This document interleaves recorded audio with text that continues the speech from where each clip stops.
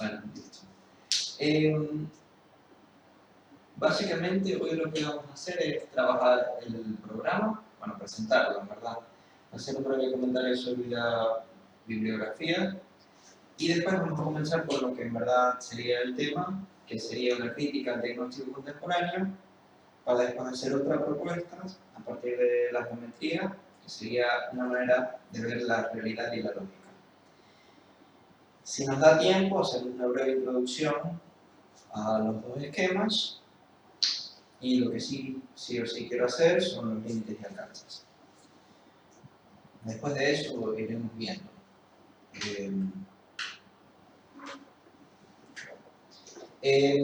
Bueno, el programa sería los problemas contemporáneos del diagnóstico y la geometría de la realidad y la lógica, que es básicamente lo que vamos a decir hoy.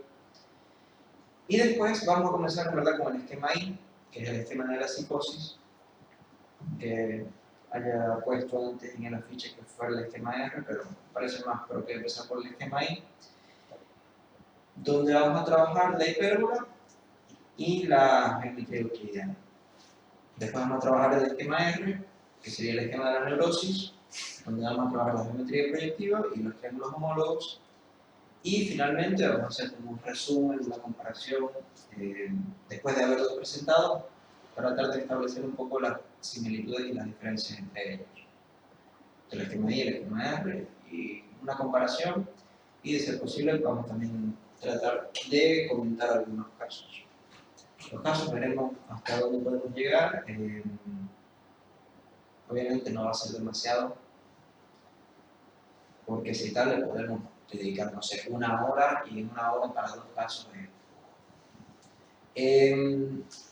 La bibliografía, como les puse ahí, es recomendada, ¿verdad? No va a ser obligatoria, porque bueno, uno no puede forzar a alguien a leer. O sea, me parece que nunca ha funcionado en ningún tipo de sistema educativo, no puede obligar a alguien a leer, ni mucho menos a aprender.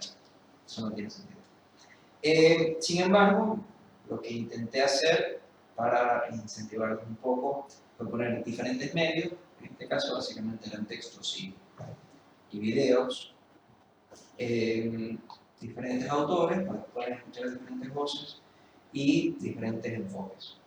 Tenemos el enfoque obviamente del psicoanalítico, eso no va a tener sorpresa, pero además del psicoanalítico también vamos a tratar un poco de filosofía, un poco de matemática y un poco de pintura. En este caso, en verdad, la pintura parece ser lo que determinó,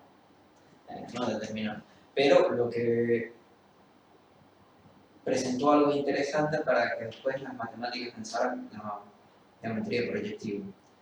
Así que vamos a tener que rescatar algo del arte. La filosofía, mi autor de cabecera en este tema es Julián Serna Arango. Tiene un libro que se llama Ontologías Alternativas, Aperturas del Mundo desde el Giro Lingüístico. Ahorita les leeré una parte de él. A mí me parece fascinante y es un autor muy poco trabajado en el ámbito psicoanalítico. Lo único que he visto trabajarlo es a Agustín Palmieri, que tiene un artículo bastante interesante. Se puede buscar en línea. Yo igual lo voy a poner para después enviárselo.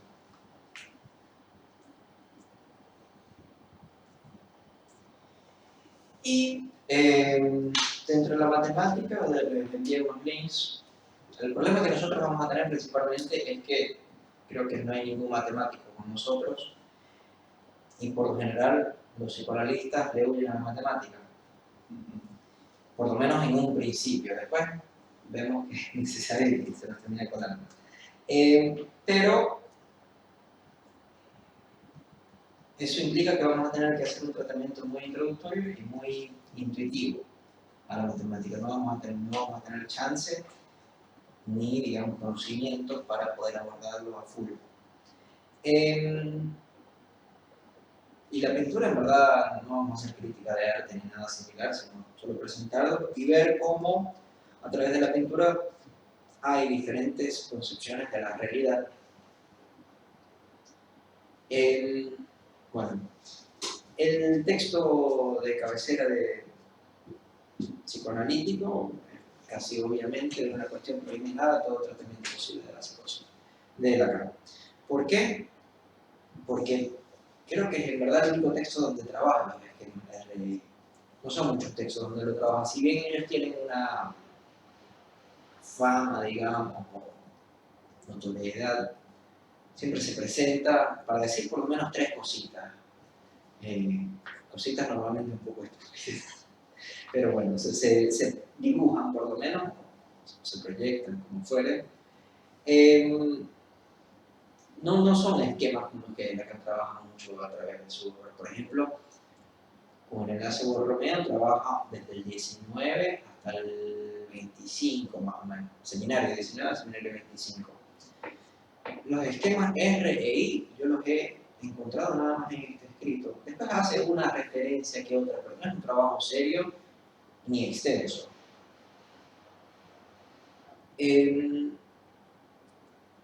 Desde el título tenemos que advertir que hay problemas de traducción. Hay los problemas normales de traducción, que son la traducción de una lengua a otra siempre implica una diferencia. Después uno lo puede llamar pérdida o ganancia, bueno, pero hay una diferencia en cuanto en el francés y en el español. Por eso mismo puse también en la bibliografía el libro de Marcelo Pasternak, que es como imprescindible para trabajar los escritos en castellano, que pone como otras interpretaciones posibles a lo que está escrito. Y desde el título podemos ver que una cuestión preliminar, en verdad cuestión puede ser pregunta también. Entonces pudiera ser de una pregunta preliminar a todo tratamiento posible de la psicosis. No es algo con lo que nos meteremos ahorita, sin embargo, quería dejarlo planteado porque ya desde el título podemos ver una dificultad en la traducción. Yo estaba leyendo el texto directamente en francés. También lo leí en castellano, pero las lecturas así serias que uno hace para traerle el jugo lo trae en francés. Así que va a haber veces que yo hago una traducción que no corresponde a la de castellano. Si ven que hay una discrepancia muy grande, buenísimo, preséntemela y la podemos tratar. Sin embargo, por lo general los escritos no están tan pervertidos, trastornados como los seminarios. Sí, es horrible. Porque eso, además de la traducción, hubo un establecimiento antes. Y se pierden muchas cosas. El texto de una cuestión preliminar tiene 5 capítulos. El primero es hacia Freud, segundo es a partir de Freud o después de Freud, y el tercero es con Freud. Después viene del lado de Schreber y el postscriptum, que ya vemos que no es una linealidad temporal. Hacia, después, con, y Schreber viene antes.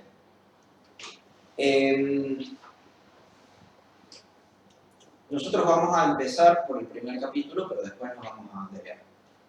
Especialmente porque es largo, tiene unas 50 páginas, algo así, y son 5 reuniones, y en cada reunión pudiéramos tratar 2 páginas.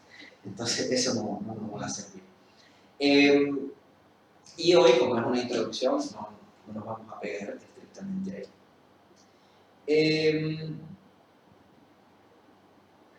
Hay un tercer autor, como estaba comentando, es un autor, digamos, con una bibliografía un poco escondida, pero que se va a ver flagrantemente, que es Alfredo Wittgenstein, que en el libro de topología, en el libro de modelos, esquemas y grafos, y en el primer volumen de las estructuras clínicas, él trabaja el tema de los esquemas. Tengo algunas discrepancias con él, y de por sí, más o menos voy a presentar lo que él dice de una manera modificada yo. Así que no tiene mucho sentido de leerlo bien para después volver a leer. O sea, para después volver a escuchar. Sin embargo, si lo quieren buscar, ahí está. En la página de Facebook de Psicoanálisis en PDF. Yo no se lo voy a pasar porque les tengo mucho afecto.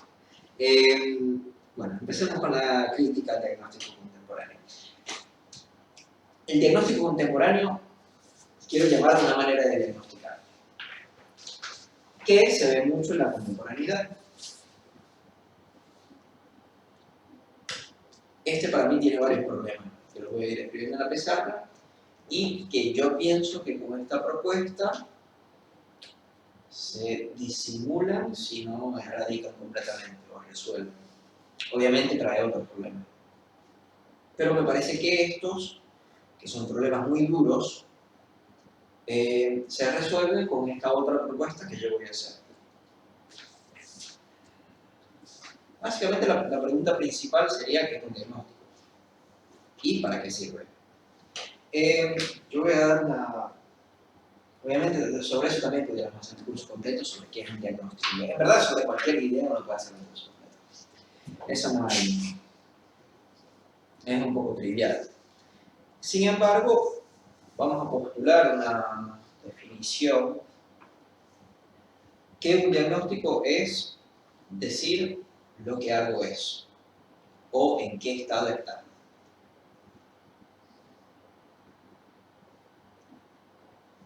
Básicamente sería decir qué hay.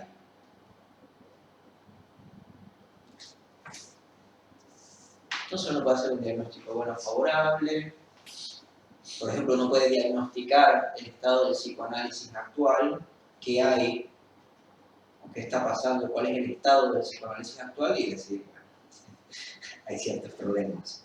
Y básicamente eso es lo que vamos a hacer ahorita. Vamos a hacer un diagnóstico del diagnóstico contemporáneo. Esto sería qué es, para qué sirve,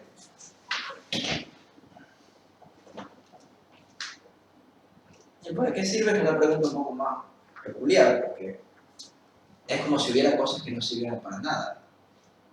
Sería la contracara de esa pregunta. Básicamente, a mí me parece que en lo que se llama clínica, que sería cualquier cosa, permite saber a dónde estamos. ¿Sí? Si sabemos cuál es la situación o el estado actual, nos permite hacer un tratamiento, digamos, más informado y saber sobre qué estamos trabajando.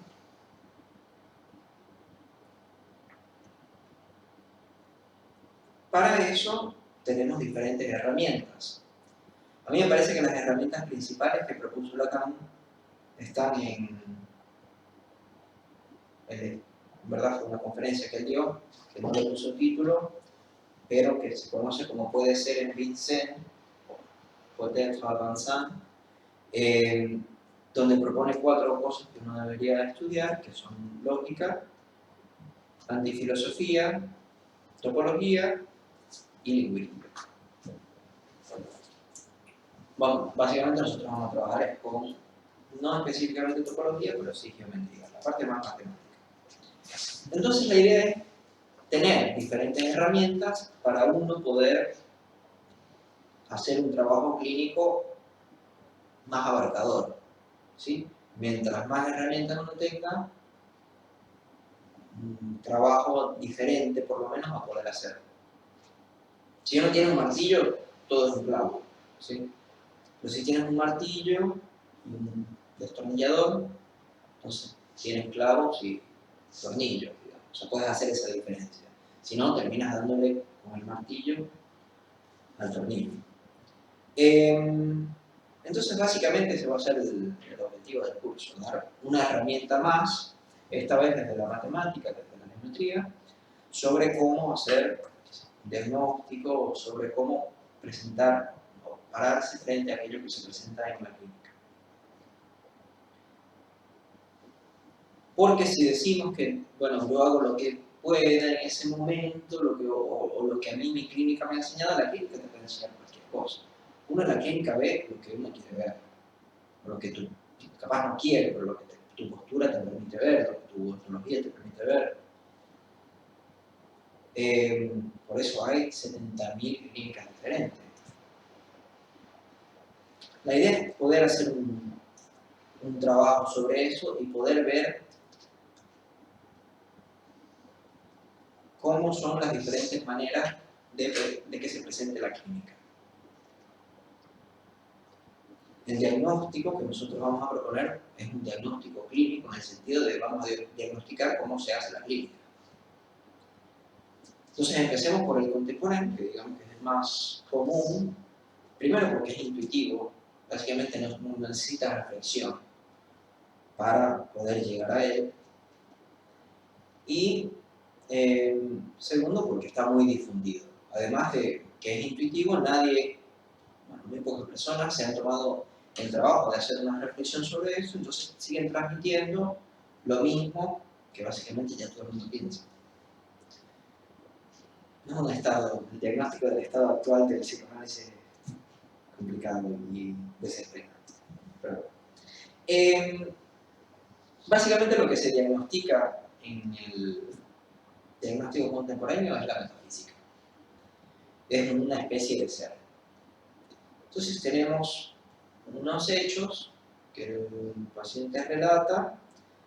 Básicamente los casos están hechos de o conductas o condiciones, palabras, pero todas son acciones, son cosas que él efectivamente hizo. Y de ahí, de ese hacer, se supone un disfrute, goce, satisfacción, pulsión, como quieran llamarlo, y a partir de eso se encuentra cómo es esa persona en verdad. El goce del núcleo del ser, o lo que verdaderamente es, o su pulsión reprimida. Todo eso lleva a armar un verdadero ser, digamos. Entonces ese es, digamos, el primer problema que vamos a ver acá, que el diagnóstico contemporáneo comporta una metafísica.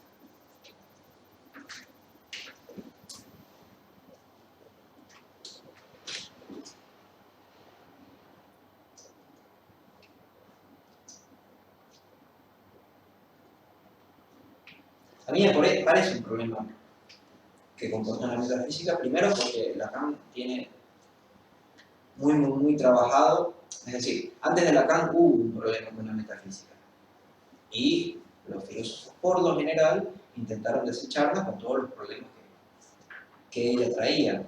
Lacan está muy advertido de eso y a través de su obra intenta desecharla también. Básicamente eso es lo que trabaja Alfredo Edelstein, Ricardo Manicú y muchos otros alrededor de la anti-ontología de Lacan. A mí me parece que eso no es la palabra más adecuada, yo diría antimetafísica o antiontología euclidiana. Pero bueno, ya eso es algo, una percepción que haremos ahorita.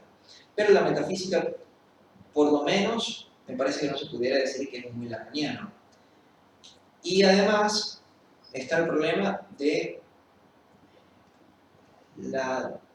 el tratamiento que se puede hacer sobre eso.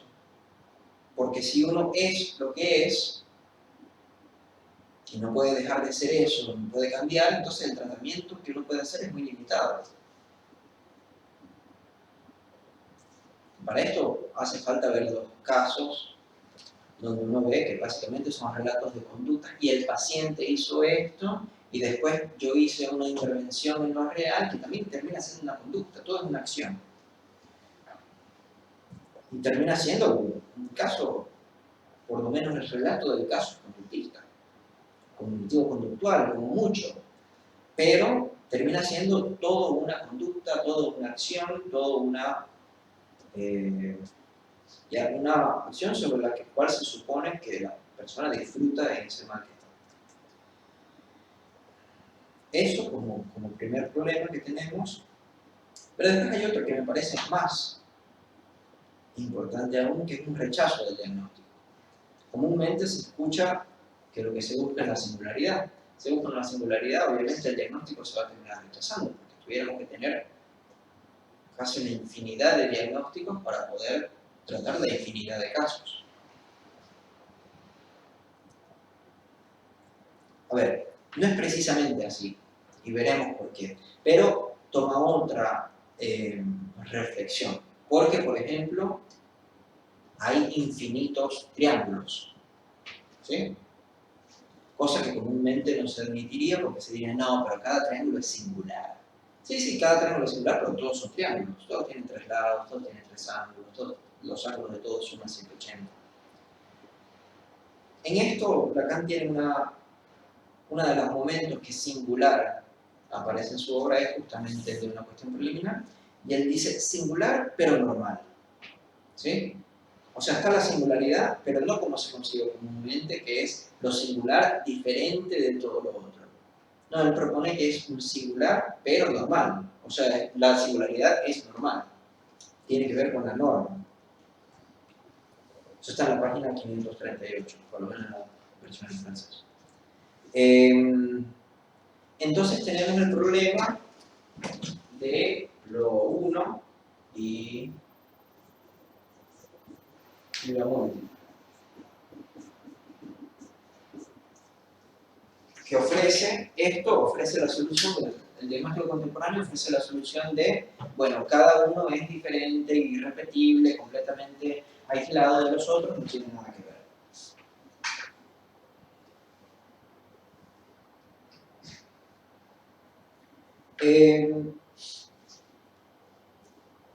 Entonces se termina rechazando el diagnóstico, porque entonces si cada uno es completamente diferente, no tiene que ver uno con el otro, entonces rechazamos el diagnóstico. No tiene sentido decir que algo es una neurosis o una psicosis, una perversión. No importa cuántas categorías quiero tener, A, B, C, D, no se puede sostener porque cada uno es diferente.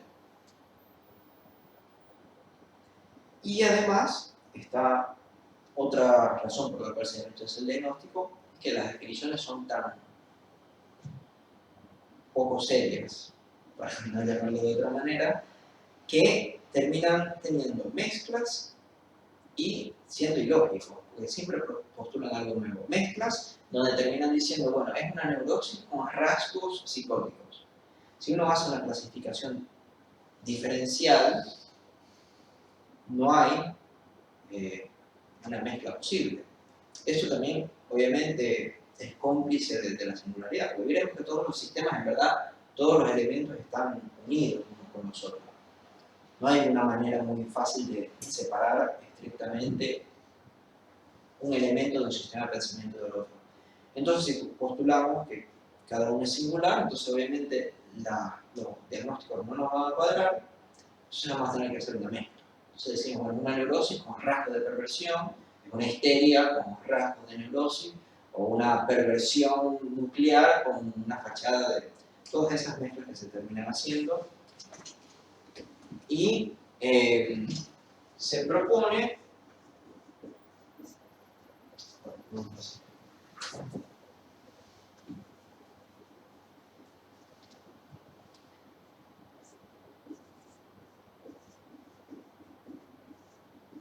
no es serio por dos razones. Uno sería la mezcla, que es la no diferenciación entre psicosis y neurosis, por ejemplo, y además la que no es lógico, que es ilógico. O siempre diferente.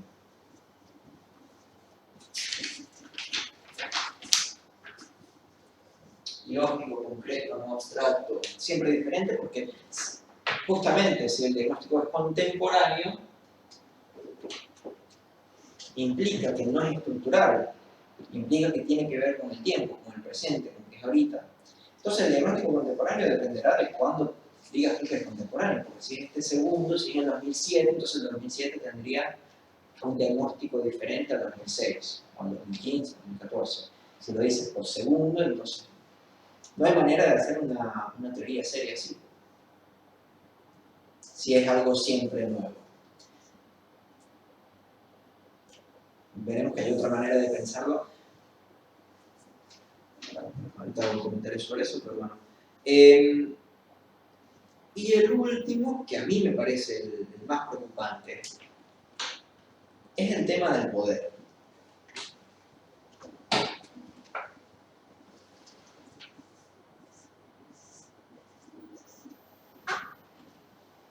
Es una de las críticas que comúnmente se le hace al psicoanálisis. Que los psicoanalistas tienen a sus pacientes ahí durante 20 años sin mejora, cosa que normalmente no es mentira, lamentablemente. Y sobre lo que Lacan tiene un escrito también, o sea, Lacan tiene un escrito que se llama Dirección de la cura y los principios de su poder. justamente para tratar el tema de la autoridad que se puede presentar muy fuertemente. La manera que se presenta el poder en el diagnóstico a mí me parece que tiene que ver con el dominio de la realidad, que es cómo la realidad verdaderamente es. Entonces, después que el paciente tendría que adecuarse a esa realidad, sea lo que sea esa realidad. Por ejemplo, si es una realidad de la vida es una porquería, entonces el paciente tiene que aceptar que la vida es una porquería para poder curarse, digamos. Y que no nada más tiene que ser eso. Puede ser, el paciente tiene que aceptar que él es incompleto, la castración, el paciente tiene que aceptar que lo que sea que el psicoanalista determine que es la realidad. Entonces por eso hay un dominio de la realidad que termina siendo un abuso de poder. Termina siendo un normalizador estandarizante y haciendo una marginación. Termina él estableciendo qué es lo bueno, qué es lo malo, y las categorías diagnósticas terminan siendo la psicosis, como si alguien fuera medio raro o loco. Los neuróticos serían lo normal. Si tuviéramos acá 100 personas y les pregunto cuántos de acá son neuróticos, lo más probable es que los 100 digan que ellos. ¿Por qué? No tanto porque lo sean o no, eso es irrelevante. Lo que pasa es que hay una connotación que dice que la neurosis de los tres es el más chévere, es el que todos queremos ser. Porque el perverso es el malo o el desviado sexual o en cuanto al poder. Entonces se busca que la persona acepte yoicamente la realidad, y eso se ha utilizado la lamentada frase de la responsabilidad subjetiva. Hay diferentes maneras de entender su realidad subjetiva, obviamente. Entonces seguro va a haber 3 personas diciendo no, pero la responsabilidad subjetiva no es eso. Es esta manera de pensar la realidad subjetiva, donde la persona estuviera llamada a tienes que aceptar lo que verdaderamente es. Y además de lo que verdaderamente es, lo que verdaderamente eres. Lacan también hace una crítica a esto en la página 546 y dice la responsabilidad del yo al lugar de la realidad. Aquello que nosotros llamamos dejar el problema de la psicosis al statu quo ante. Es decir, ¿se acuerdan que al principio mostré la estructura del escrito donde él dice hacia Freud, después de Freud y con Freud? Básicamente, el hacia Freud es antes de Freud, después de Freud, después de Freud, y el con Freud es donde él dice donde tenemos que trabajar. Porque después de Freud, básicamente dice, bueno, todo eso está malo, porque regresa al statu quo antes, es decir, a antes de Freud. Antes y después de Freud es lo mismo. Entonces él dice, la responsabilidad del yo al lugar de la realidad, aquello que nosotros llamamos dejar el problema de la psicosis al statu quo antes. Es decir, antes de Freud y después de Freud, intentaron poner la responsabilidad del yo al lugar de la realidad. Y dice, eso no es. Pero bueno, termina siendo antes de Freud, después de Freud, y antes de Lacan y después de Lacan también, porque es lo que se termina practicando. Bueno. Hay que hacer una salvedad acá, que es que, por lo menos dentro de mi concepción, no hay manera de decir cuál es el correcto. Si el diagnóstico contemporáneo o la propuesta que yo voy a hacer. Es una decisión que uno tiene que tomar, ¿sí? Es una decisión que a mí me parece que está vinculada a cómo uno piensa el sufrimiento y qué acción, y el psicoanálisis y qué acción pueda tener el psicoanálisis sobre el sufrimiento, para poner los elementos más básicos y no empezar a trabajar con toda una teoría mucho más elaborada, pero tanto los elementos muy básicos, qué es el psicoanálisis, qué es el sufrimiento, sobre qué opera el psicoanálisis, la mayoría de idea que es el sufrimiento, y qué puede hacer. A mi juicio, la propuesta esta que voy a hacer ahora es más propicia, más abarcadora, más lógica, más efectiva. Efectiva ya es una palabra un poco complicada. más coherente para tratar este problema. Pero bueno, no me parece que hay una verdadera manera de diagnosticar, ni mucho menos de tratar de psicoanálisis. Sin embargo, me parece importante poder manejar las dos para poder tomar la decisión, porque si no, uno no decide.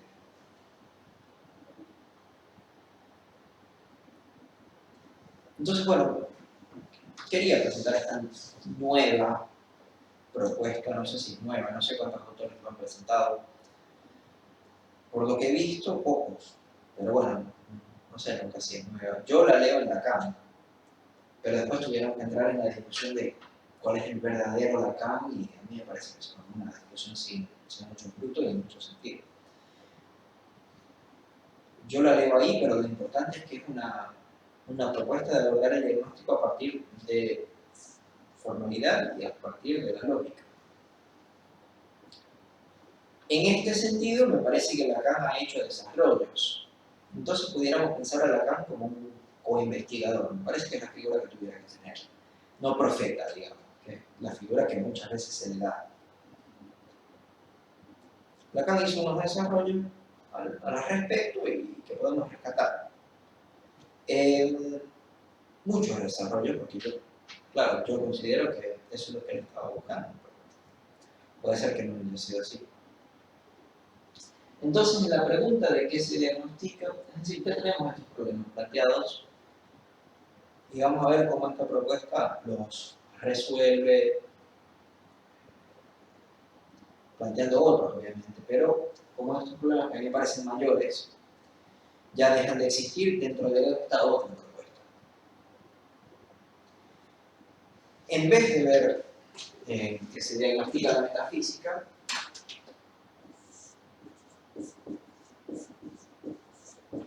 proponemos que se diagnostica la ontología, entendida la ontología como lo que hay.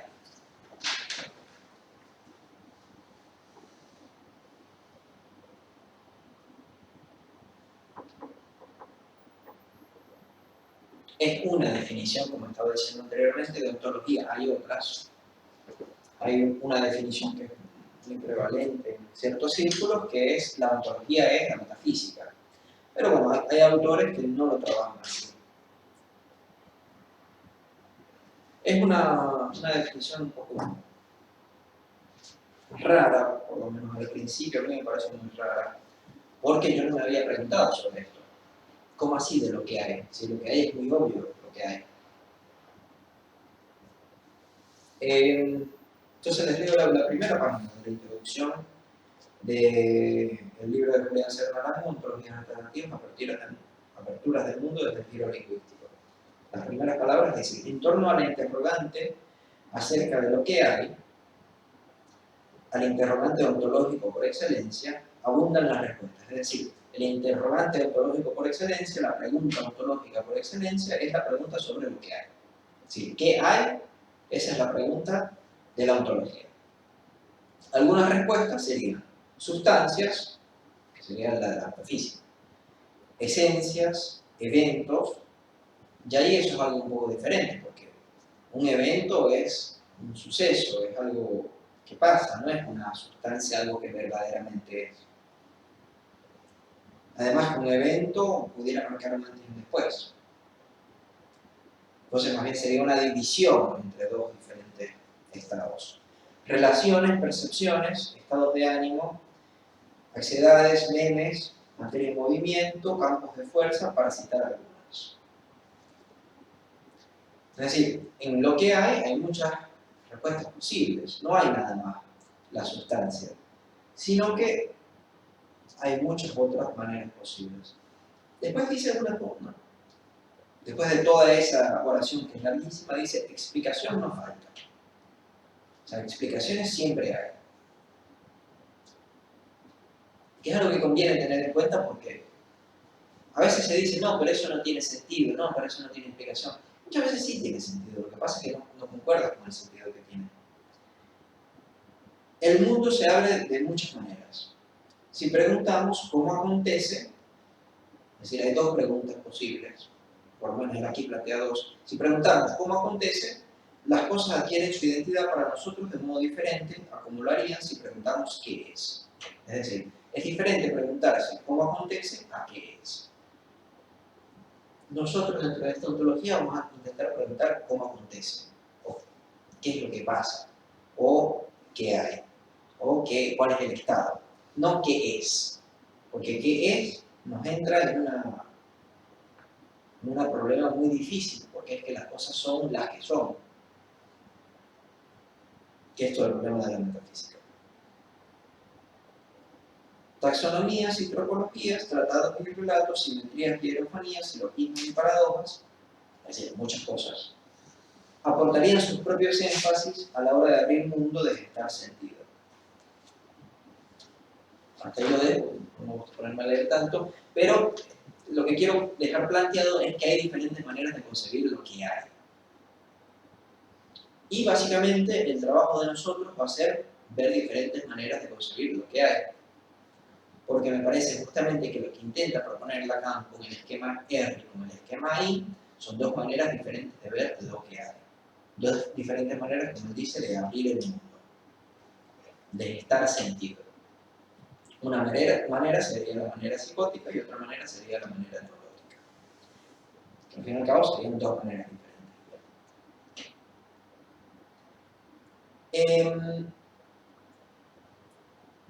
Para seguir un poco trabajando este tema de qué es lo que hay,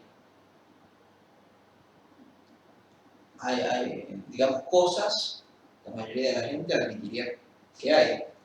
Ahora, hechos o eventos, un poco más complicado. Uno tiene que ver, pasó, especialmente en el pasado, y las cosas en el futuro, que uno se imagina pasar. Los números existen. Los unicornios.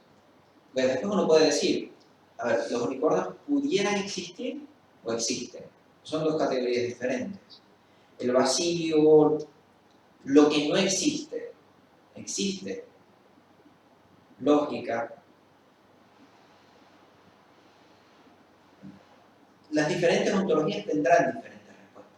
Habrá ontologías que acepten los números y el vacío, pero no acepten, por ejemplo, los unicornios.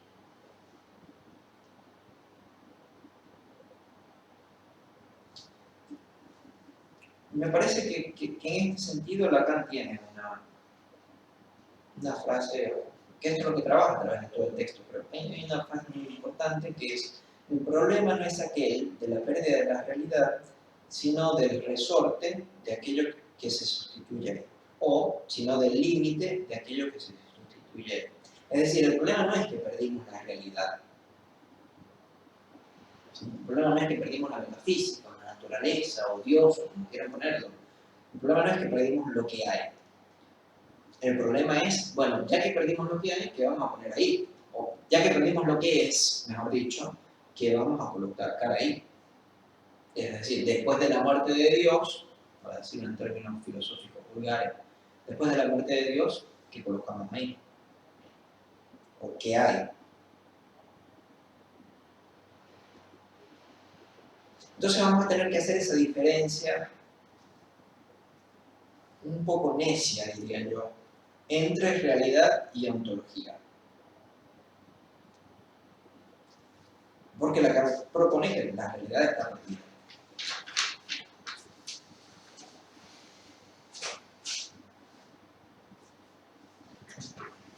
Además que propone eso, en el esquema, voy a hacer un esquema muy burdo acá. Sería el esquema.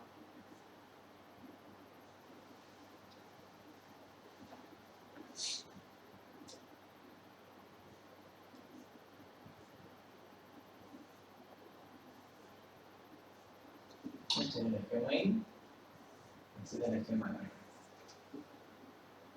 No me interesa hacerlo ahorita todo completamente bien, pero sí me interesa marcar esto de acá,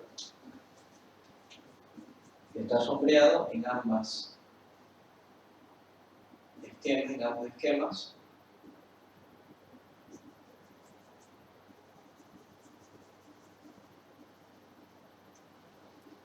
Que eso justamente él dice que es la realidad. Aquello que perdimos Es decir, normalmente uno piensa, bueno, I, S, tenemos imaginario, simbólico, entonces la R tiene que ser real. Pero Lacan dice, no, eso es la realidad. El azul.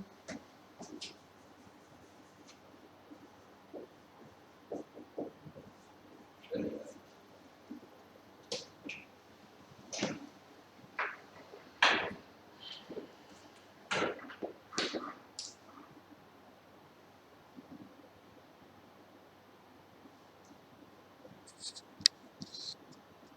Y para esto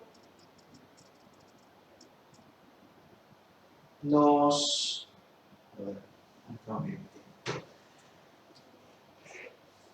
ayuda también a pensar que es imposible. ¿Por qué tendríamos que pensar que es imposible? Porque hay que hacer la diferencia entre las cosas que son imposibles y muy difíciles.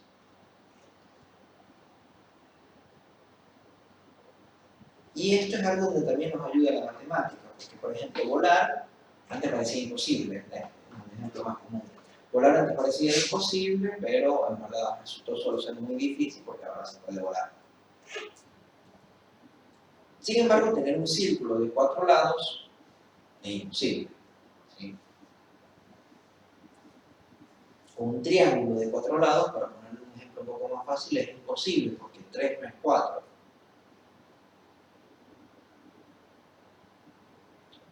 Y al momento de establecer lo imposible también se establece lo que hay.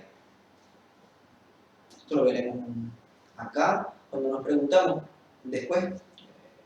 La ontología tiene una particularidad que es algo que yo tampoco había pensado antes de... Me costó mucho, ¿verdad?, entenderlo. Que fue la relación entre la ontología y la geometría.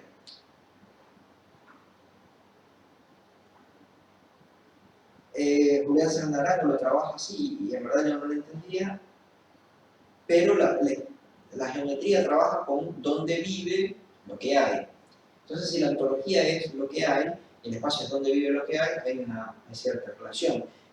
Los espacios diferentes, las geometrías diferentes, permiten pensar diferente es lo que hay. Esa básicamente es la tesis de todo el curso. ¿Sí?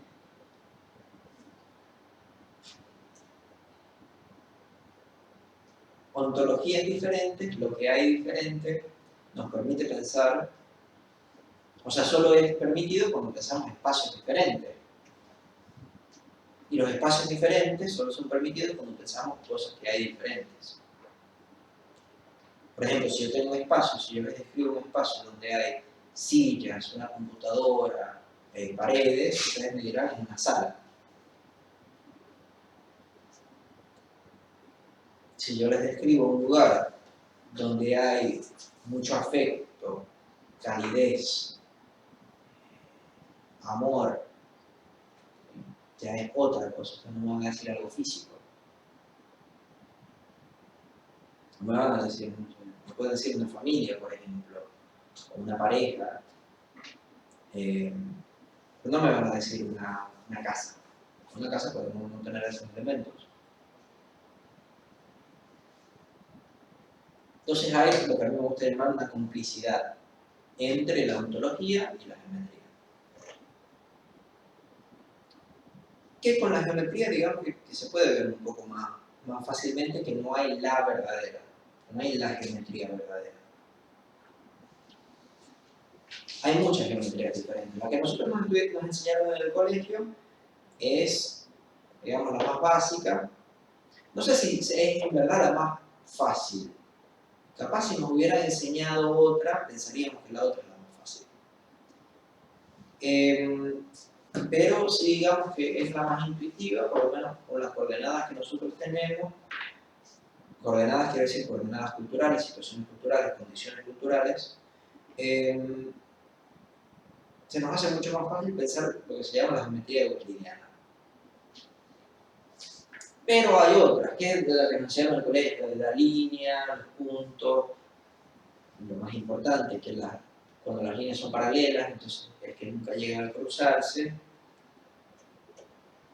Pero hay otras geometrías.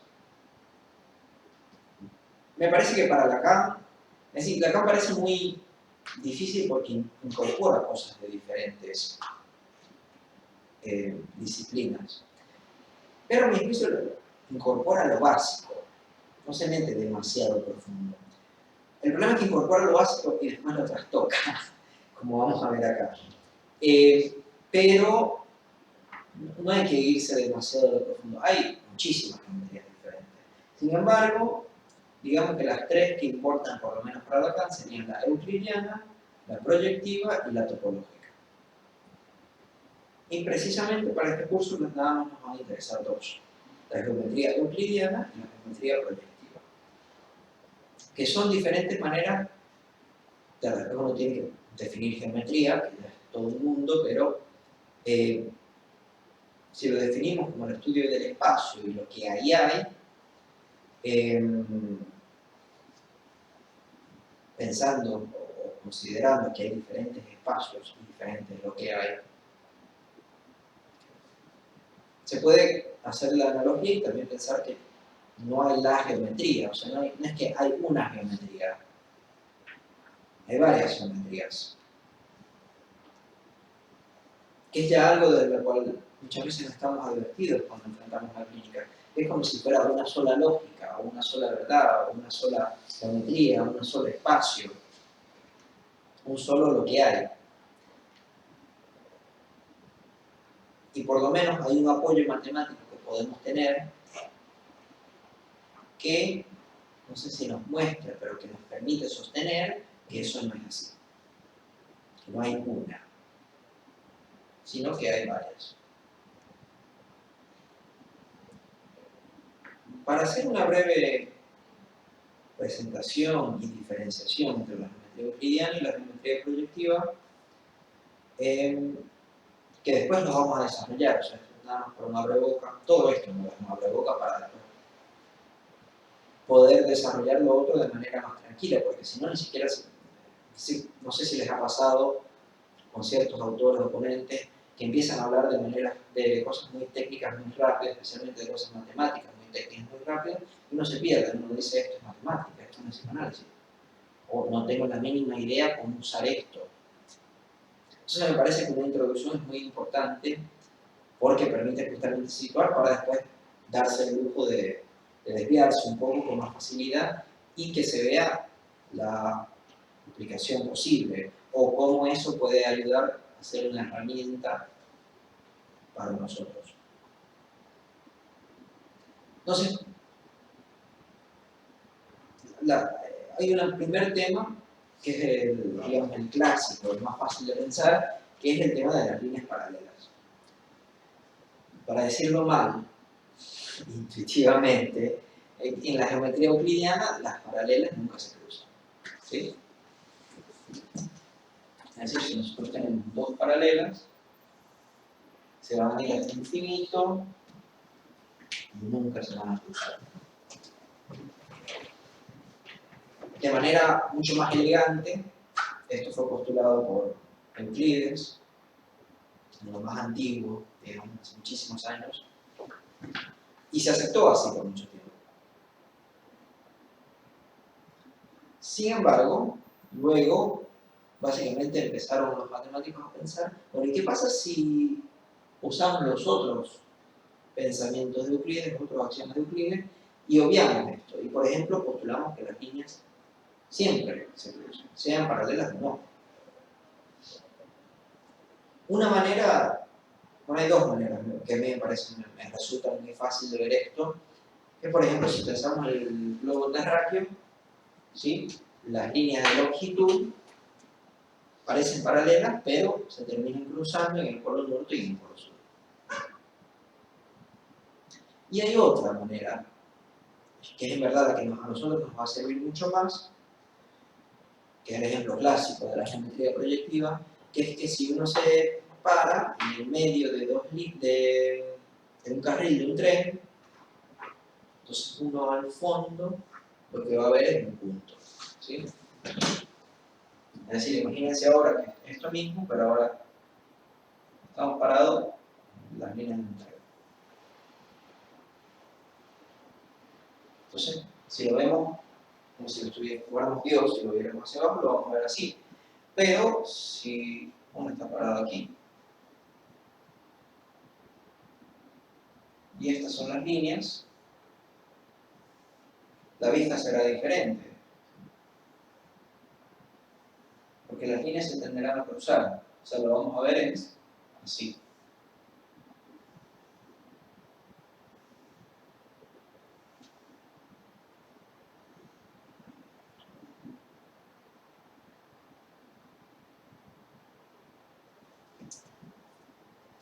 Y en un punto, si lo extendemos lo suficiente, digamos acá, se van a tocar. Es decir, nosotros sabemos que las líneas de un tren, esperemos que sean paralelas, si también construidas están paralelas, estamos en Latinoamérica, así que pudieran no ser paralelas. Pero uno lo sabe, pero uno lo ve como si no fuera así.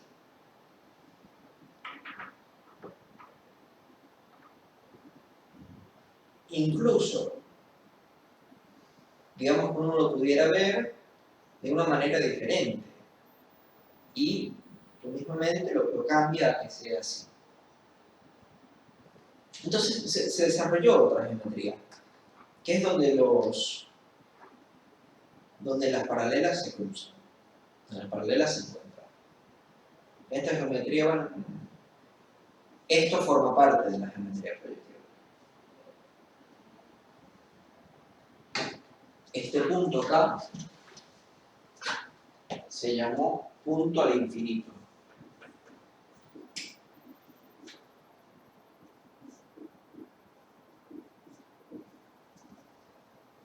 Que no es un buen nombre. Porque el infinito es un concepto métrico que tiene que ver con la medida. Y la geometría proyectiva justamente desecha la estructura métrica.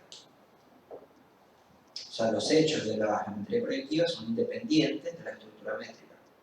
Mientras que en la geometría dependen de la estructura métrica, es decir, mide 2. O sea, siempre el triángulo que yo dibuje, no importa en qué parte de la pizarra, va a tener que medir 2 centímetros. Si lo veo así, digamos que cada uno de estos punticos, de estas líneas, son 2 centímetros. Cada una tendría que medir 2. Pero si aquí, esta va a medir 2. Si lo pongo acá, esta no puede medir 2. Va a parecer que fuera mucho más grande. Acá, casi ni se va a ver.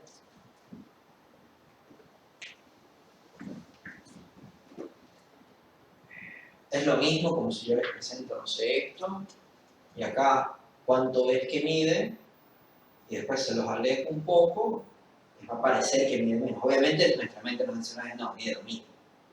No vengan a decir cosas tan estúpidas. Pero la visión que uno tiene, o si uno estuviera puesto ahí, es que se va achicando.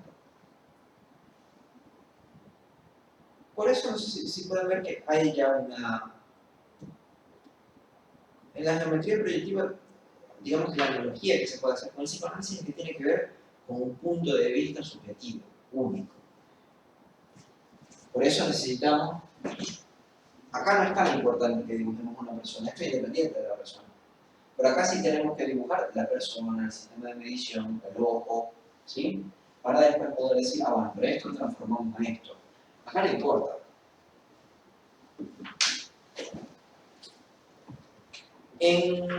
Por esto mismo, este tipo de transformación se llama transformación afín, mientras que en la geometría hay transformaciones proyectivas, que es que tienen que respetar ciertas líneas. Por ejemplo, acá tenemos estas líneas que son nuestras líneas de apoyo, digamos.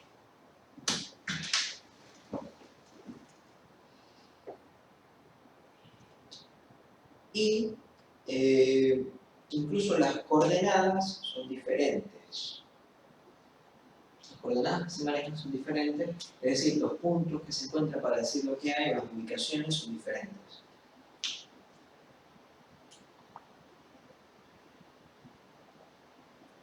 En la geometría euclidiana se utilizan las coordenadas cartesianas, Mientras que una de las que se pueden utilizar en la geometría proyectiva son las coordenadas homogéneas. Lo voy a dejar dicho por si tenemos tiempo para retomarlo después. No sé si tendremos tiempo, pero bueno. Después, si lo retomamos, hacemos un repaso. Esto básicamente, estas diferencias, lo que quiero mostrar es que hay diferentes geometrías y que tienen diferentes reglas, diferentes postulados y diferentes existencias. En la geometría euclidiana no existen los puntos al infinito, los mal llamados puntos al infinito, ni la línea al infinito, que es el conjunto de puntos al infinito. Pero, entonces uno pudiera decir, ah bueno, pero entonces la geometría proyectiva es mejor porque tiene los puntos al infinito. Es diferente, ¿por qué? Porque entonces la geometría euclidiana tiene, por ejemplo, ángulos que no tienen la geometría proyectiva, tiene métrica que no tiene la geometría proyectiva, y los círculos en la geometría proyectiva son, como se dice acá, un quilombo. ¿Sí? No es fácil pensar el círculo en una geometría proyectiva. Se puede, pero no es fácil.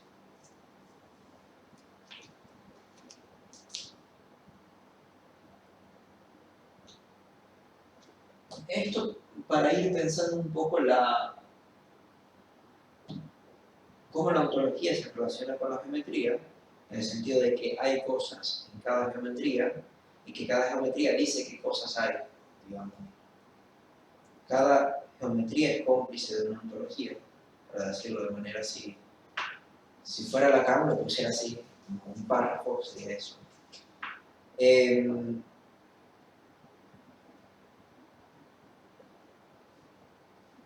ir viendo cómo pueden ser diferentes pero válidas, que es lo que me interesa en verdad plantear. Por eso repito que la propuesta que vamos a presentar no es necesariamente la verdadera o la que es, sino que es otra que a mí me parece que tiene beneficios. Sigo entonces con los beneficios. Obviamente les voy a intentar defender esta propuesta. Pero porque me parece importante no nada más criticar el diagnóstico contemporáneo, como se pudiera hacer, sino proponer otra vía. Porque si no, vamos a terminar con esto mismo, de antes de Freud, después de Freud, es lo mismo. No basta nada más con criticar, con decir qué es lo que está mal, sino que proponer otra vía. Es básicamente lo que vamos a hacer acá. Y decir por qué la otra vía no conviene tanto, o por lo menos a mi juicio no conviene, o cómo se diferencia. La matemática, que es básicamente lo que vamos a trabajar, porque los esquemas R e I, Lacan los trabaja como esquemas matemáticos, digamos. Toda su obra maneja la matemática. Pero cierta parte de la matemática, a mí me parece que lo más importante de la matemática de Lacan es la geometría. Especialmente en la topología, incluyendo los enlaces y los nudos, así los mal llamados nudos, la mayoría de los nudos, por ejemplo, el nudo borromeano no es un nudo, es un enlace. Pero bueno, los enlaces, los nudos, la geometría de cuerdas, digamos, están los esquemas y la topología. Lacan tiene unas fórmulas que yo creo que se han barrido bajo la mesa porque no son muy... La aritmética es complicada, Lacan no trabaja mucho con la aritmética y ahí, si bien no es aritmética, tiene, como él dice acá con la metafísica, como que hiere un poquito la aritmética. Pero bueno, en honestidad intelectual comento que también lo tiene. Una de las mejores cosas que permite la geometría es tratar esto de la seriedad.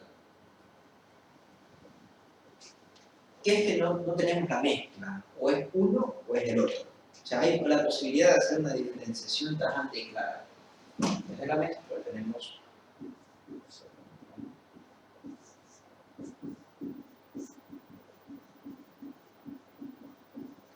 diferenciación clara. Que es por eso mismo que estaba diciendo antes que es imposible tener un triángulo de 4 lados, por ejemplo. Es decir, un triángulo cuadrado es imposible. Y por eso mismo no se pudiera tener una neurosis psicótica, por ejemplo. Entonces, o uno o el otro. Por eso se puede hacer un diagnóstico diferencial, si no, no se pudiera hacer un diagnóstico diferencial.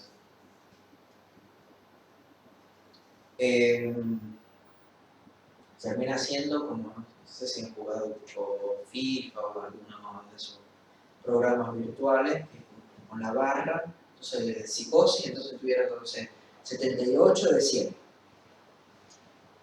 Y me parece que no va por ahí la cosa, sino de definirlo, diferenciarlo verdaderamente, y por eso trabajo con estos dos esquemas que son tan diferentes, el R y el I. Tienen muchas cosas en común, pero estructuralmente son diferentes.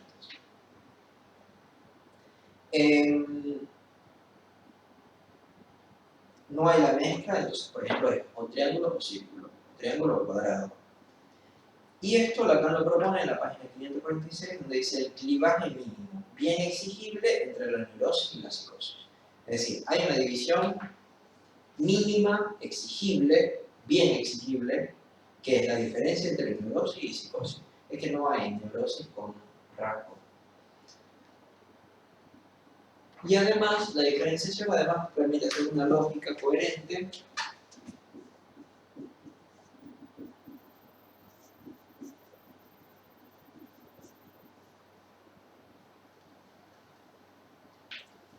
y expresarlo, pues, que sería, por ejemplo, si 2 más 2 es 4 y 4 no es igual a 5, entonces 2 más 2 no es 5. Cosa que no se puede hacer con el lenguaje. Con el lenguaje ya las cosas se complican mucho más. Y por eso la dificultad con las definiciones. Cuando uno se empieza a preguntar ¿qué es amor? Ahí abrís una página de Pandora. Se lo preguntas a tu novia, es más difícil aún. ¿Qué es la verdad, por ejemplo? Porque no sirve esa igualdad, no sirve esa seriedad que tiene. La otra cualidad de la matemática que les quiero vender es la abstracción, que con eso podemos resolver un poco el problema de lo único y lo múltiple, que casi trabaja con singularidad, cada elemento es concreto, y acá podemos decir la abstracción, o que hay infinitos de uno mismo. Por ejemplo, hay infinitos triángulos.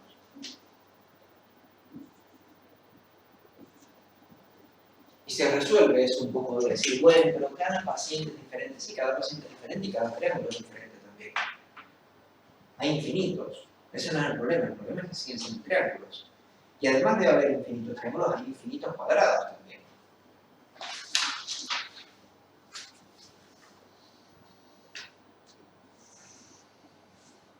Y esto nos permite pensar, hay un problema que creo que no abordaremos mucho si surgen las preguntas y a mí no me parece nuestra pregunta, pero los autores lo tratan mucho. ¿Qué es la pregunta del esquema I?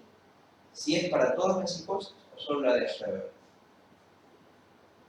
A mí, por esta manera de verla, a mí me parece, no sé por qué puse eso en rojo, eso debió haber estado más rojo. A mí me parece que Schreber, el esquema I tiene las letricas, digamos, para Schreber, pero si lo estás postulando estructuralmente, un esquema lógico, geométrico, y vas a decir que son una psicosis, entonces tienes que proponer que es para las psicosis.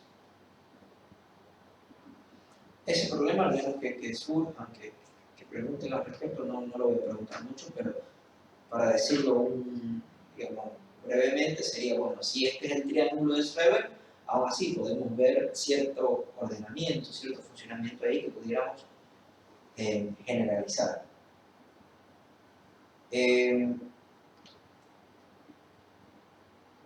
Y lo bueno de trabajar con esta propuesta, que digamos que es más lógica, a que le parezca una virtud que algo sea lógico, le parece la segunda virtud, pero bueno, a mí me parece que indudablemente es más lógica. Es que como no es intuitivo y no es personal, no deja la realidad a merced del psicoanalista y su teoría, entonces no trabaja, o sea, se resuelve el tema del poder. ¿Sí? Acá no se trabaja con poder, ni con las no poder, no intuición,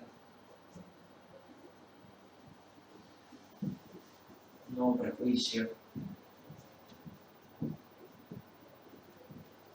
porque no se trata de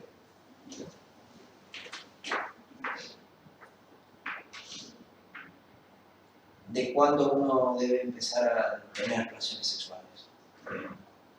Entonces te dirán que a los 8, si empieza a los 8, es que era un pervertido. ¿De dónde viene ese patrón? Entonces le preguntan al psicólogo, no, porque yo empecé mucho más tarde. No tiene nada que ver. O si la persona, digamos que es más agresiva que la otra. Los niños hiperactivos. ¿Qué es el hiperactivo? ¿Dónde se pone el patrón de energía, digamos? O sea, cualquiera de nosotros nos sentara 8 horas al día a escuchar a una persona hablar cosas un poco que no te interesan en lo más mínimo. Obviamente estuvieras moviéndote todo el tiempo buscando otras cosas que hacer.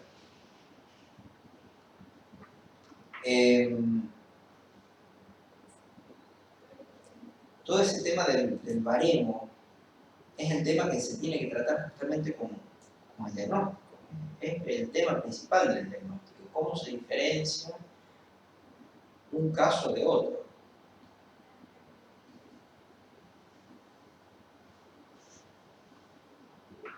Que justamente es establecer la diferencia, no decir que es mejor o peor, sino decir que es diferente. Si me preguntan cuál es mejor, si el esquema R o el esquema Y, ¿son mejores los triángulos homólogos o una hiperbóla? Eso no es una pregunta ni siquiera, o sea, que da risa. ¿Cómo vas a preguntar eso? Entonces, ¿son mejores los triángulos o los círculos? Después uno pudiera preguntar para qué, o en qué sentido, o bajo qué criterio. Pero a mí me parece que el criterio que hay que tomar en las clínicas es el sufrimiento asociado.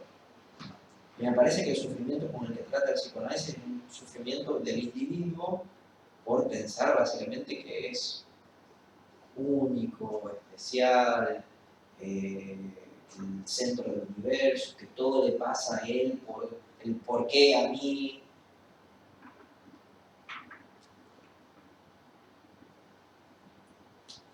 Que es un sufrimiento muy particular de nosotros que nos sucede en el cuerpo por estarnos preguntando, por pensarnos únicos, por pensarnos especiales, por pensarnos individuos.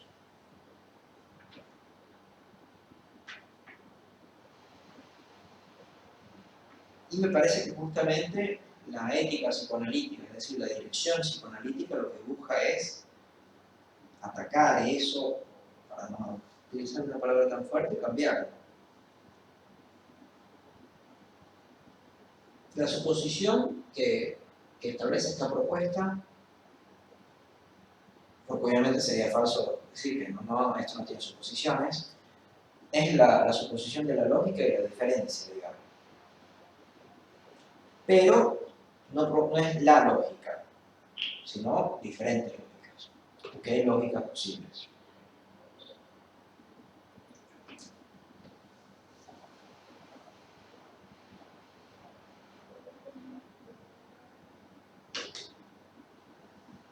¿Algo más de tiempo?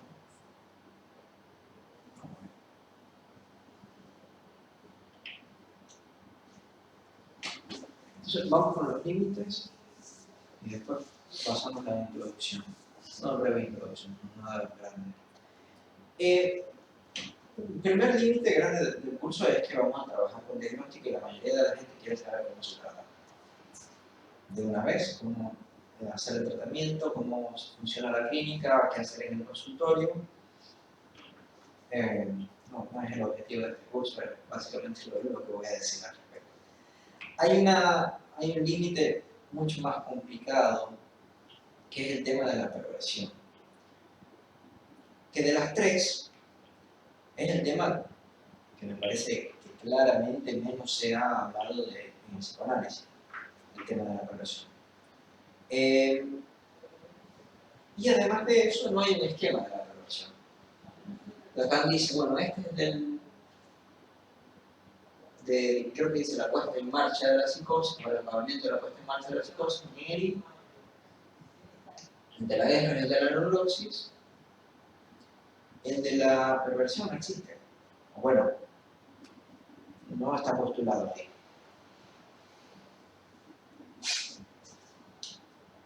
A mí me parece que la perversión pudiera ser una posición, como Lacan propone respecto del fantasma de la pulsión.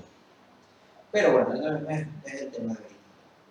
Y el otro límite muy grande que vamos a tener es lo intuitivo o lo introductorio de la matemática que vamos a manejar.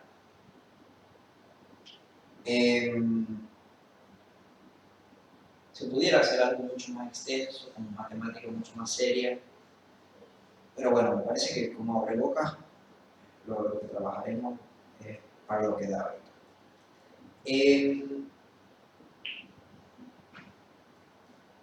Y el otro límite muy grande es que no voy a decir cómo es.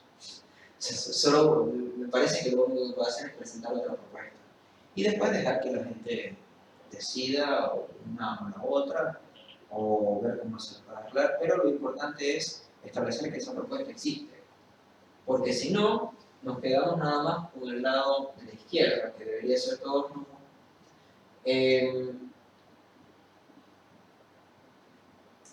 Que pudiera seguir empeorando justamente la enfermedad que el psicoanálisis está llamado a tratar.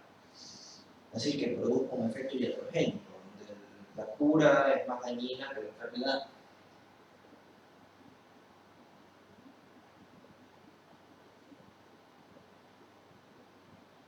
Porque sigue empujando hacia el individuo, hacia lo especial, hacia lo inclasificable, hacia lo inefable, hacia lo que la palabra no puede alcanzar, cuando justamente el psicoanálisis trabaja con la palabra. Es decir, todo esto de la izquierda desecha la teoría y la palabra.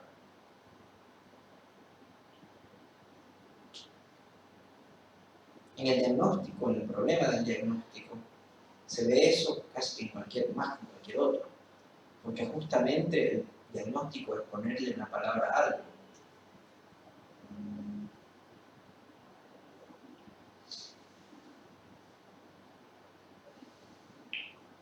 Y veremos que hay uno de los esquemas que justamente propone que no la palabra falta, que es el esquema I.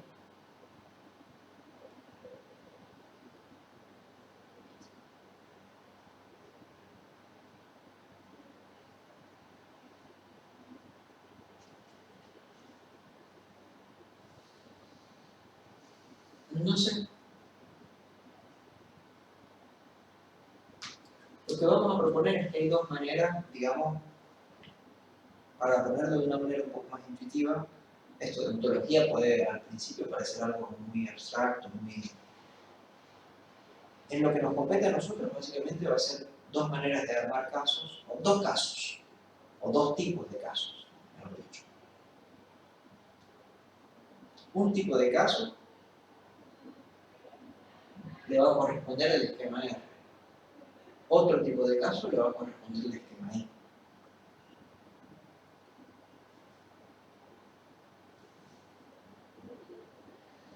Pero vamos a tomar el caso como caso, no como la persona, no como el individuo, que es lo que se hace en la izquierda. En la persona que viene, por eso dice un sujeto entró al consultorio sin advertir que Lacan básicamente dice, bueno, ese no es el sujeto del que yo estoy hablando. O no es el sujeto que yo introduzco, mejor dicho. A veces lo uso también así.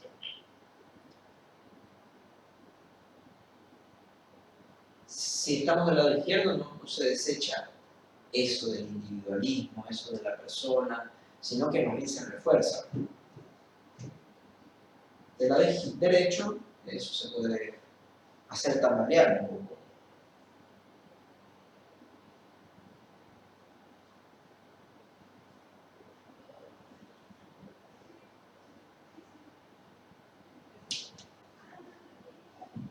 Bueno, vamos a hacer la breve introducción al diagnóstico diferencial a partir de los esquemas R e I.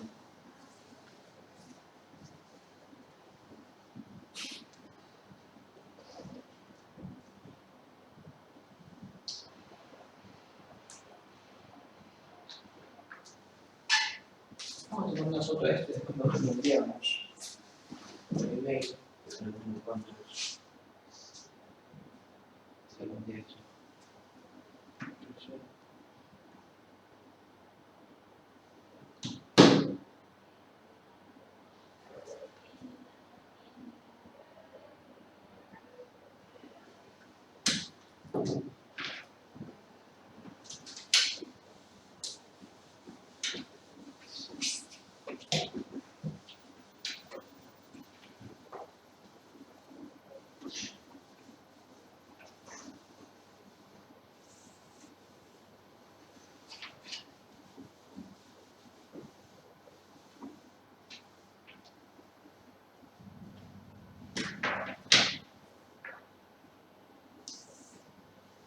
No los voy a dibujar completo, porque bueno, hoy no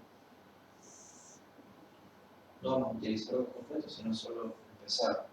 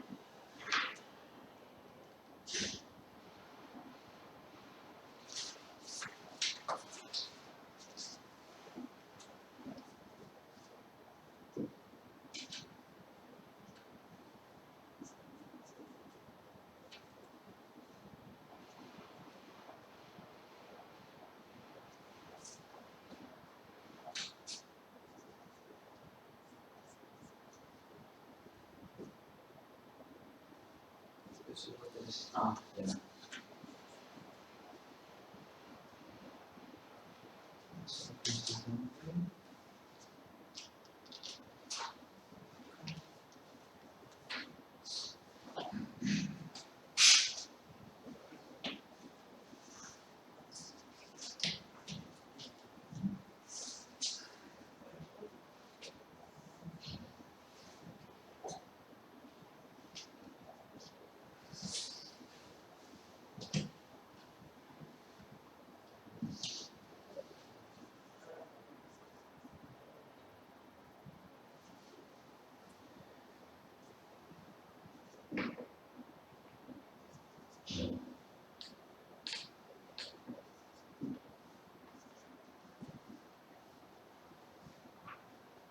Esto al dibujado es lo que nos interesa. Hay una primera parte que quiero ver que son los elementos en común. Los elementos en común más importantes son la prima A, están ambos, son M,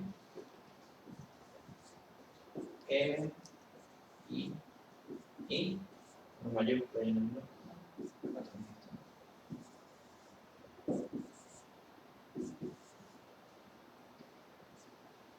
Y después que tenemos tres superficies, se podría decir, son esta,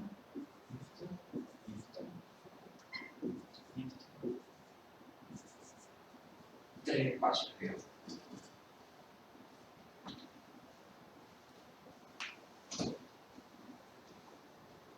Para un diagnóstico diferencial, los elementos de común no se venden mucho, obviamente.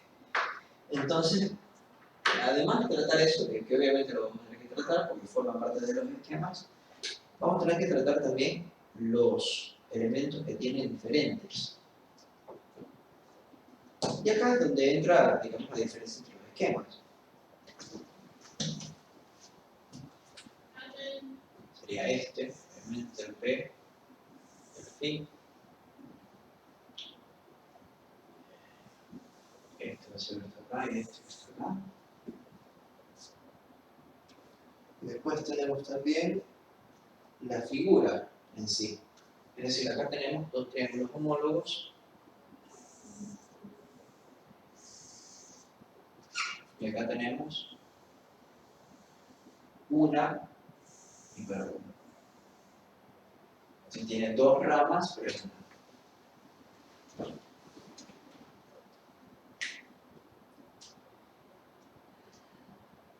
Y lo que vamos a proponer un poco difícilmente, porque no es precisamente así, es que esto tiene que ver más con la geometría proyectiva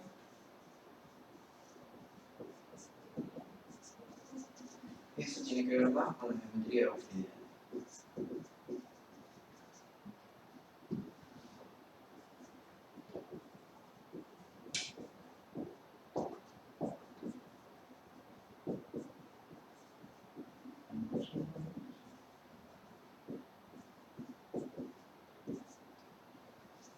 Dos triángulos homólogos, una hipérbola, que aquí sería, tiene más que ver con la geometría proyectiva, esto no tiene más que ver con la geometría euclidiana.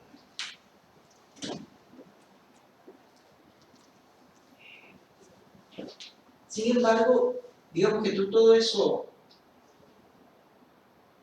los elementos y la lógica también, como les estaba diciendo anteriormente, son cómplices. Porque justamente es porque tenemos algo en P, algo acá, que esto se estructura así. ¿Okay? Lacan propone que la diferencia es que acá tenemos a P en A. Entonces, por tener este elemento, todo se conjuga de una manera diferente.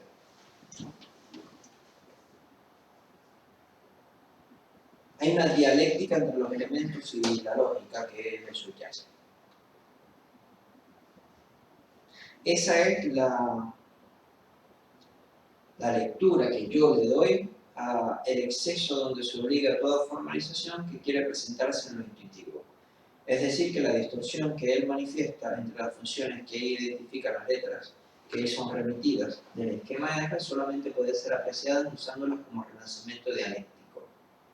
Ahí está hablando del esquema I y cómo tiene un exceso por la misma formalización que quiere presentarse en lo intuitivo. ¿Sí? Es decir, el exceso que se tiene es que necesitamos las letras, ¿sí? Y que necesitamos hacer la diferencia a través de utilizar las mismas letras. La diferencia entre lo grande que vamos a trabajar es que esto es neurosis y esto es psicosis.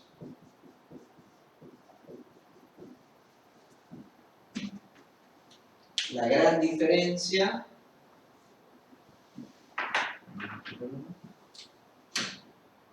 va a ser este elemento acá.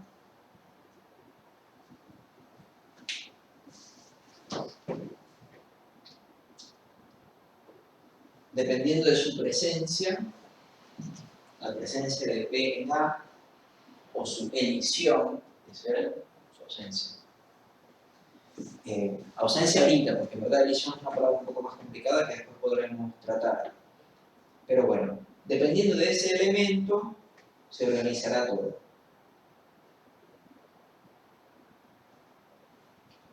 De último puse neurosis y psicosis porque no importa mucho cómo se llaman. Más bien hay que poder tratar de sostenerlo sin ese nombre, porque esos nombres ya están muy cargados. Psicótico suena loco, psicópata.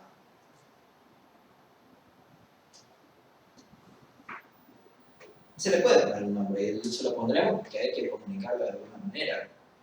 Pero lo que quiero expresar es que no se trata de que eso sea, digamos, de lo que se trata es de la diferencia sistemática, en el sentido del sistema, de los dos. Lo que importa es la diferencia y que esa diferencia se pueda escribir.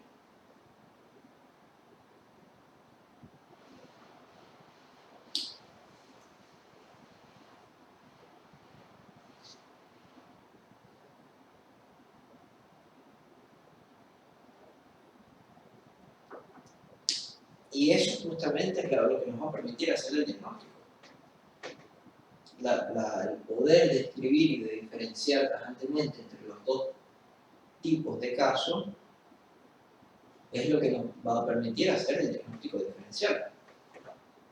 Porque si no pudiéramos escribir seriamente la diferencia entre los dos, entonces se pudiera mezclar, se pudieran decir, bueno, pero todo es singular, nada una cosa tiene que ver con la otra.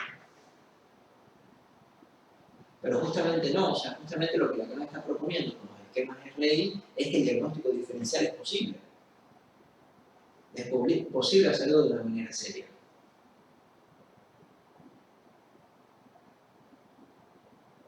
Claro, después hay que estudiar qué significa que esté P en A, qué significa que haya dos triángulos homólogos, qué significa que haya una hipérbola. Pero bueno, en principio, esto digamos que son las aguas donde nos vamos a meter.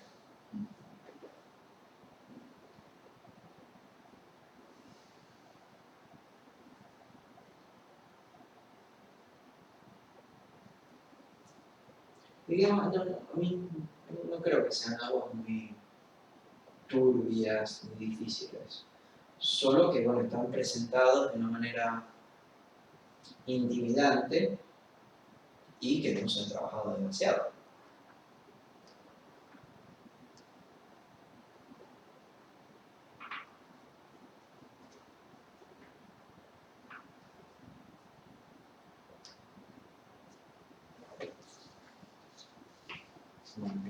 Entonces, para la próxima, empezamos con el esquema I y hacemos un poco más de esta crítica. La crítica la podemos seguir, igual esto se nos viene a después, se lo digo ahorita.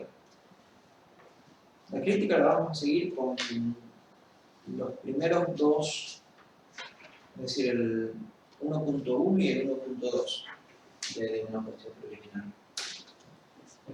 Y con los apartados que tratan el esquema I directamente. Eso después se los envío por email, eso no es el problema. Pero bueno, saber que en la próxima clase lo que vamos a trabajar es la geometría euclidiana y la hipérbola para ver cómo esto implica la crítica que Lacan quiere hacer sobre la metafísica y sobre la manera de concebir el diagnóstico.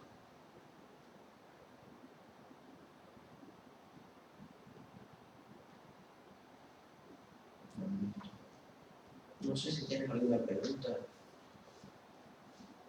No, pensaba al principio, al comienzo, recordaba algunos espacios en donde se diferenciaba el diagnóstico, quizá criticando un poco el diagnóstico diferencial. Hablaban de que diferenciar entre hacer un diagnóstico de la estructura del sujeto o hacer un diagnóstico de la estructura del síntoma. Hacían ahí una distinción donde argumentaban que, con algunas, principalmente cuando yo lo estaba viendo, lo marcaban desde el seminario 11, en donde claramente Lacan decía que el sujeto es inclasificable. En todo caso habría que pensar cómo se estructura el síntoma. Entonces, pensando acá, diagnóstico diferencial, siempre de qué estamos hablando, de qué vamos a diagnosticar, la estructura de qué. Podría ser su Bien, metodología de qué, sí. Claro, ¿no? Precisar un poquito. A mí me parece, por lo menos en un primer momento, importante hacer el diagnóstico del caso. Ahora hay que ver cómo se entiende el caso, ¿sí? Yo caso lo entiendo como todo el caso, no la persona. Es decir, el caso incluye la persona, lo que piensa la persona, para ponerlo en términos cognitivos, piensa. ¿Sí? Pero también el psicoanalista, qué piensa el psicoanalista de su rol como psicoanalista. O sea, qué es un psicoanalista para ese psicoanalista. Y cómo eso se anuda todo en un texto. Que puede ser un texto escrito o no, digamos. Pero lo importante es poder ver cómo se concibe, y énfasis en el se, obviamente, se concibe, no yo concibo, o él concibe, o ella concibe. Se concibe entre el analista y el paciente, cómo se concibe el caso. Porque es completamente diferente pensar a mí.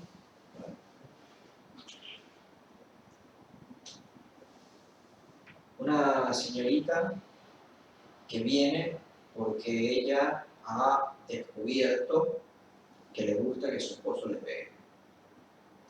No un poquito. ¿Sí? No el poquito a veces que gusta, sino que le pegue.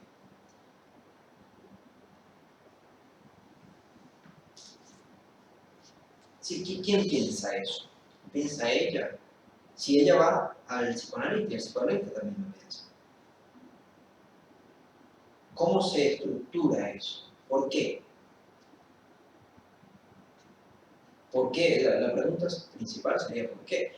Si se responde a ella le gusta que le empuje, que le peguen porque tiene cierta satisfacción biológica en su cuerpo que hace que sea casi como que rascar algo que pica, si estuviera en cierto armado de casos, sería un caso A, donde también tuviéramos que admitir, bueno, las personas, o sea, los casos donde la homosexualidad viene por la genética, o donde la agresión viene por un neurotransmisor. Pero pudiera haber otro caso donde se pudiera establecer, no, mira, sí, a mí me gusta el bebé porque yo me acuerdo que mi madre una vez me dijo que ella hubiera disfrutado mucho que mi padre le pegara, entonces yo ahora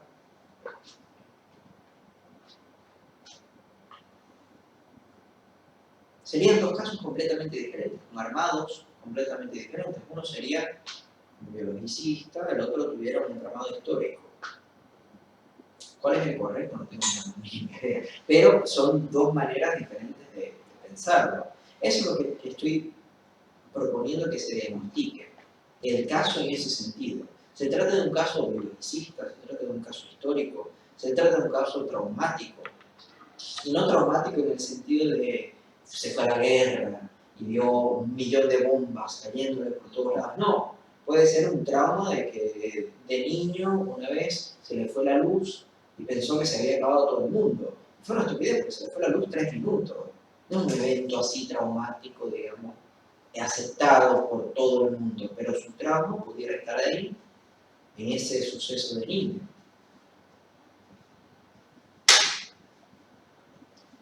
Eso es lo que, por lo menos a mi criterio, habrá otro, eso es lo que se diagnostica.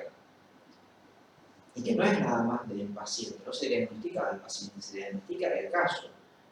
Que el caso tenga que ver con el paciente, sí, obvio. Pero el caso también tiene que ver con el analista. Y más que con el paciente y más que con el analista, tiene que ver lo que está entre ellos. Si ese paciente va al analista a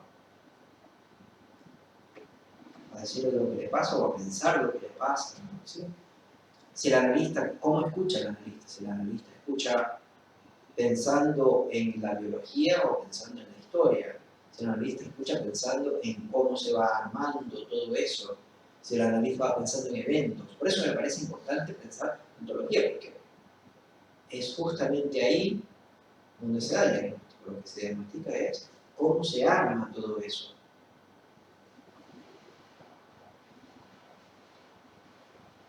Que obviamente implica muchas dificultades.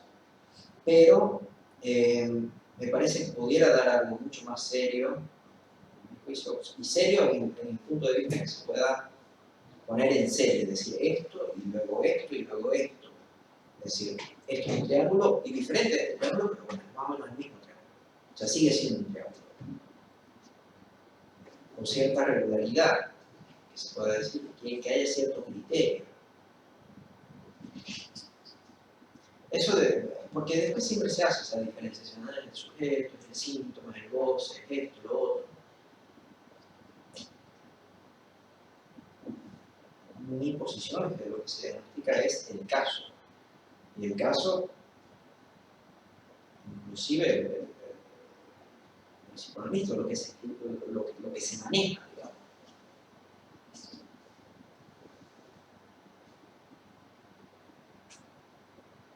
Porque es muy diferente trabajarlo metafísicamente a históricamente. Por ejemplo, para dar el ejemplo más burdo y más vulgar que nos va a servir para esto. No es lo mismo pensar que tú eres como eres porque hay algo en ti que hace que tú seas así, a pensar en el estado que tú tienes es debido a que en el pasado pasaron ciertas cosas, pero tanto eso como lo otro se puede cambiar. Sería un diagnóstico completamente diferente que además habilita una clínica completamente diferente.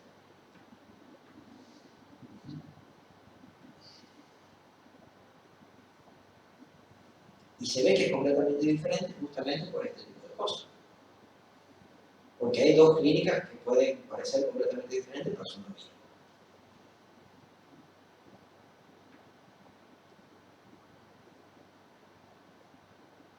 Muchas veces uno escucha en los círculos, ¿no?, la disputa entre Colette Soler y Jacques Millet, pero muy pocas diferencias teóricas.